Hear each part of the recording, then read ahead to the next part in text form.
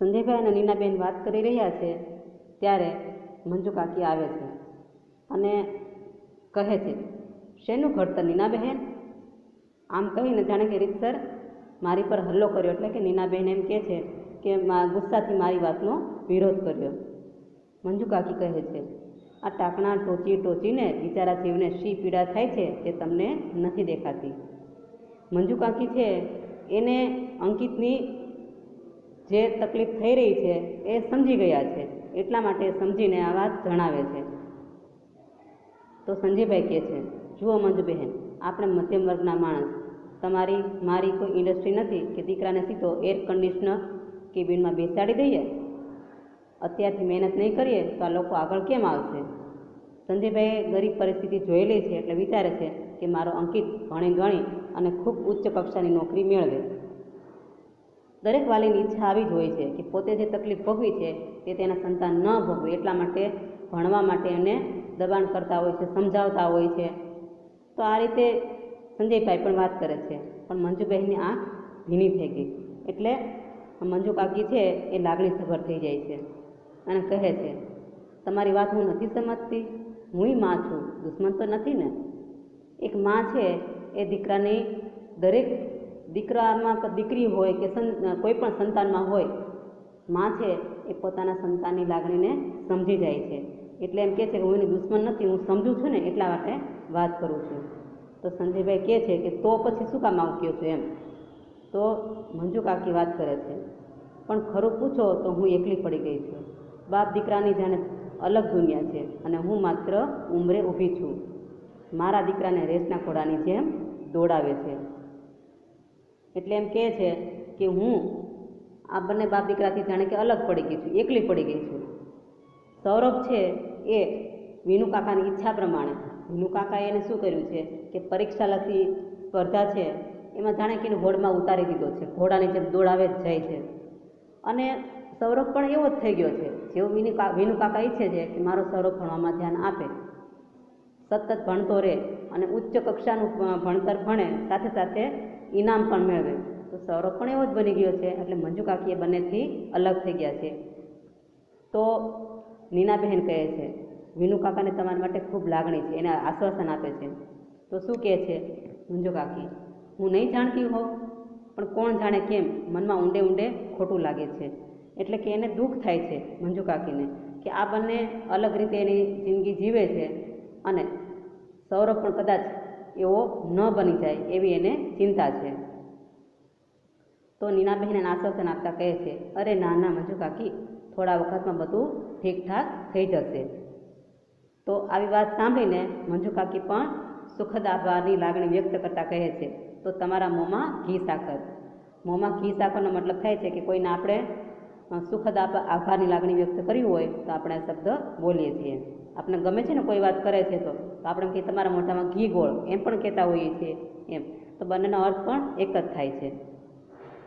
આ રીતે મંજુ કાકી તો ઉતાવળે નીકળી જાય છે અને હવેથી નીનાબહેન વિચારતા થઈ જાય છે.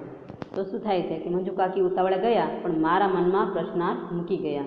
અહીં નીનાબેનની વાત કરે છે કે નીનાબેનના મનમાં પ્રશ્નાર્થ મુકાઈ ગયો. તો એ વિચારે છે, શું વિચારે છે? તો કે આ મંજુ કાકી જે વાત કરી એ બધી બરાબર છે. એ તૈયાર થતા હોય છે અને પછી વિચારે છે કે અમારા ઘરથી થોડે દૂર નાનો બગીચો છે. સંજયને ઓફિસેથી આવતા મોડું થવાનું હોય ત્યારે હું અને અંકિત પાછા વિચાર કરતાં કરતાં સાડીની પાટલી છે હાથમાં રહી જાય છે. અને પછી વિચારે છે, કેટલા વખતથી અંકિતને રમવાના વખતે મારી સાથે બગીચામાં રમવા આવ્યો જ નથી. હિંચકા ખાવા તો એને બહુ ગમે. અંકિતને શું ગમે છે? હિંચકા ખાવા બહુ ગમે છે. આ એનો કાર્યક્રમ નક્કી જ હોય છે કે શનિ રવિમાં દરિયાકાંઠે અચૂક જવાનું જ. અમે ત્રણેય સાથે મળી રેતીમાં ઘર બનાવીએ, પછી કુલ્ફીની લિજ્જત, એટલે પછી કુલ્ફી ખાઈ અને આનંદ માણતા હતા. તો નીનાબેન વિચાર કરે છે કે બાળકો સાથે જે સમય વિતાવીએ છીએ તો બાળકો માતા પિતા સાથે ભળી જાય છે અને માતા પિતાની લાગણીને પણ સમજે છે. તો કે આવી બધી પ્રવૃત્તિ તો ઘણા સમયથી કરી જ નથી એવું વિચારે છે અને વિચારતા વિચારતા અરીસામાં જોવે છે અને પોતાની સાથે વાત કરતા કહે છે, આ કોનું પ્રતિબિંબ હતું કે પછી હું બદલાઈ ગઈ? એવો વિચાર કરે છે કે ઘણા સમયથી તો અંકિતને હું બગીચામાં લઈને ગઈ જ નથી. તો આવા વિચાર કરે છે ત્યાં બારણે ઉપરા છાપરી ઘંટડી વાગી, એટલે કે લાગ લગાટ ઘંટડી વાગે છે ઉપરા ઉપરી. સાડી જેમ તેમ વિચારી દઈ મેં બારણું ખોલ્યું તો અંકિત એકદમ નિમાણો એનો ચહેરો. અંકિત કેવો થઈ ગયો છે? નિમાણો એટલે કે કોઈ તમારું માનભંગ કરે છે અને પછી જે ચહેરો ઉદાસ થઈએ છે એના માટે શબ્દ છે નિમાણો ચહેરો.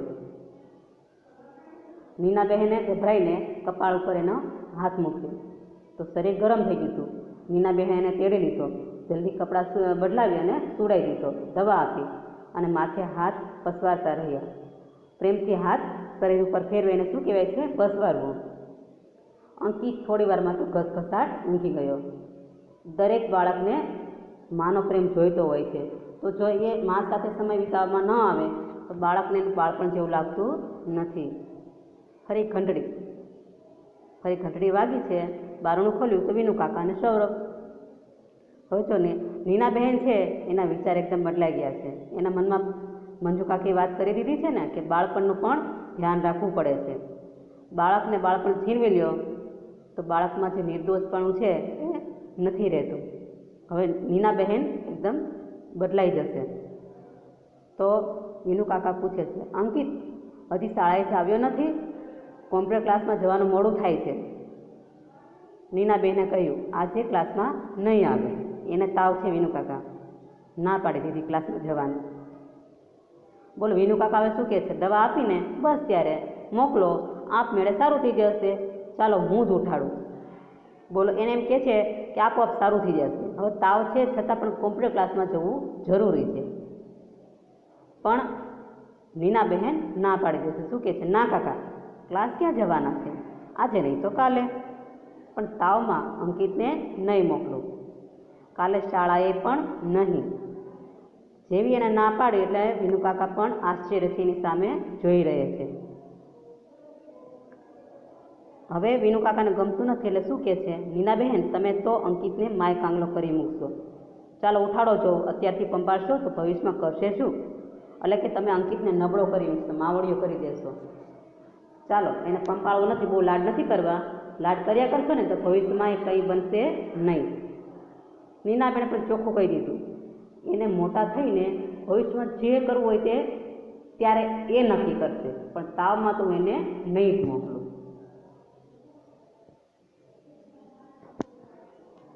હવે વિનુ કાકા અંદર ન આવી જાય એ ડરથી બારણામાં જ ઊભા રહી મીનાબહેને મક્કમતાથી કહ્યું, એટલે દ્રઢતાથી.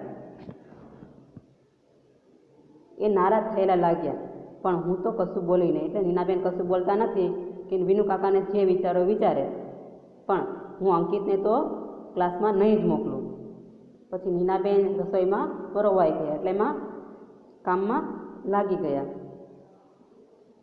ત્યાં નીનાબહેન ટીવીનો અવાજ સાંભળે છે.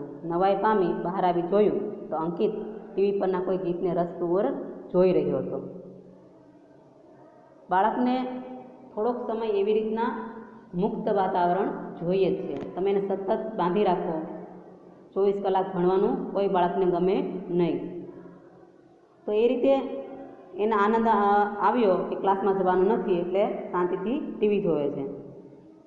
અરે અંકિત બેટા, તારી તબિયત સારી નથી, તું આરામ કરજો, એને હસીને કહ્યું. હવે મને સારું છે મમ્મી.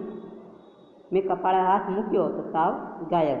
એણે મારો હાથ પકડ્યો, લાડથી કહ્યું, જો તાવ પણ ગાયબ થઈ ગયો ને.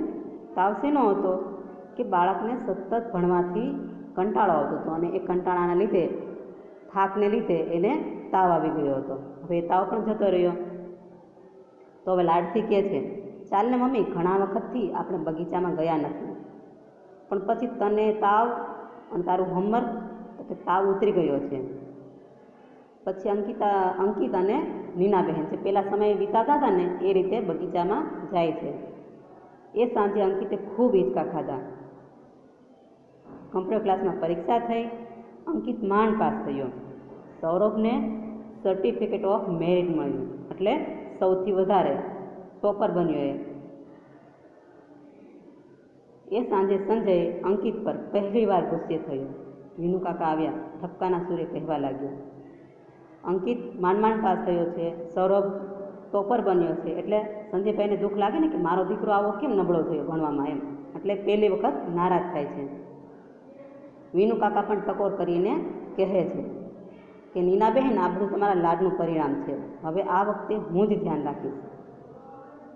કશું વિચારું એ પહેલાં જ મેં તરત કહ્યું, ના વિનુ કાકા, હવે મારે અંકિતને કોઈ ક્લાસ કરાવવા નથી. નીનાબહેન સમજી ગયા છે કે બાળકને ખરેખર શું જોઈએ છે એમ, એનું શું ધ્યાન રાખવું જોઈએ. નાની ઉંમરમાં કોમ્પ્યુટર ક્લાસ કરાવી દેવા, ભણાવી દેવા એટલું બધું જરૂરી નથી છે. તમે બાળક છે એ અલગ અલગ ક્ષમતા ધરાવતું હોય છે, તો એને ખબર પડી ગઈ છે નીનાબેનને કે મારા અંકિતને શું ગમે છે, શું નથી ગમતું. એક મા તરીકે એના સમજણ છે, એટલે એ મક્કમતાથી ના પાડી દે છે. પણ વિનુ કાકા છે એ તો મૂકવાના નથી, તો શું કહે છે, અરે પણ એમ કે હોય, એકવાર ઓછા માર્ક આવ્યા એમાં કંઈ ક્લાસ બંધ કરી દેવાય. તો નીનાબેન શું કહે છે, એટલા માટે નહીં, પણ જરા મોટો થાય ત્યારે અમે એને જ પસંદ કરવા દઈશું કે એણે શું કરવું છે. જો બાળક છે ને મોટા થઈને એની રસ રુચિ પ્રમાણે કોઈ પણ કામ કરશે ને, તો ક્યારેય એને કામ કરવાનો કંટાળો નહીં આવે. બાળકને બધા જ તો કોમ્પ્યુટરના એન્જિનિયર નથી બની જવાના, બધા ડૉક્ટર નથી બનવાના. તો એટલા માટે નીનાબેન વિચારે છે કે બાળકને પોતાની ઈચ્છા આવડત અનુસાર એને કામ કરવા દેવું જોઈએ. પણ સંજયભાઈ તો નારાજ થઈ ગયા. તો એ કહે છે, તું જાણે છે નીના, મારા સંજોગો એવા હતા કે હું જિંદગીમાં બહુ આગળ ન આવી શક્યો. અંકિત માટે હું બધું કરી ચૂકવા તૈયાર છું. એટલે સંજયભાઈ એમ કહે છે કે હું બહુ પ્રગતિ કરી શક્યો નથી. અંકિત માટે હું બધી મદદ કરવા તૈયાર છું. હું એને આગળ સારામાં સારી ઉચ્ચ કક્ષાની નોકરી મળે અને એની જિંદગી સુધરે, એના માટે હું પ્રયત્ન કરું છું. આપણે જોઈએ છીએ કે આજના સમયમાં દરેક વાલીની એવી ઈચ્છા હોય છે કે પોતે જે નથી કરી શક્યા, જે નથી મેળવી શક્યા, એ બાળક દ્વારા સિદ્ધ કરતા હોય છે. પોતાનું સંતાન ઊંચા ટકા સાથે પ્રથમ ક્રમે આવે તે માટે બાળક ઉપરનો બોજ વધારતા જાય છે. પરિણામે બાળક તાણમાં જીવે છે અને પોતાનો બાળપણનો નિર્દોષ આનંદ ગુમાવી બેસે છે. પણ અહીં નીનાબેનને એ સમજણ તો આવી જ ગઈ છે કે અંકિતને ખરેખર શું જોઈએ છે અને અંકિતના હિતમાં શું છે. એટલે હવે એ કહે છે, સંજયભાઈ પાસે એક વસ્તુ માગે છે. શું કહે છે, તમે મને એક ચીજ આપશો? અંકિત પણ ખુશ, હું પણ ખુશ. તો સંજયભાઈ કહે છે, જરૂર, પણ મોંઘી તો નથી ને? તો નીનાબેન કહે છે, ખૂબ કિંમતી છે, પણ તમારે રોકડા ચૂકવવા નહીં પડે, એના માટે પૈસા નથી ચૂકવવાના, એમ કહે છે. કિંમતી છે તો કે એવું શું છે? એટલે શું જોઈએ છે એમ. અંકિતને એનું શૈશવ આપો. સંજય શું માગ્યું નીનાબહેને? અંકિતનું શૈશવ એટલે કે બાળપણ. અંકિતને જે રીતે બાળપણમાં એને જેવું જીવવું છે એવું એને જીવવા દો. નિર્દોષ રમત રમવા દો, હરવા દો, ફરવા દો, ખાવું પીવું એ બધા એને મોજ શોખ અત્યારે બાળપણમાં જે કરવાના છે એને કરવા દો. એની નિર્દોષ રમત રમવા દો. તો સંજયભાઈ પણ કાંઈ બોલતા નથી. અને ઘણીવાર નીનાબહેન અંકિત બગીચામાં જતા ત્યારે એ હિંચકા ખાતો, બીજા બાળકો સાથે રમતો, અને એ જોઈને નીનાબહેન કહે છે કે ના, મારો નિર્ણય સાચો છે. બાળક ખરેખર તમે અતિશય એના પર બોજ વધારો તો એ કરમાઈ જાય છે, પણ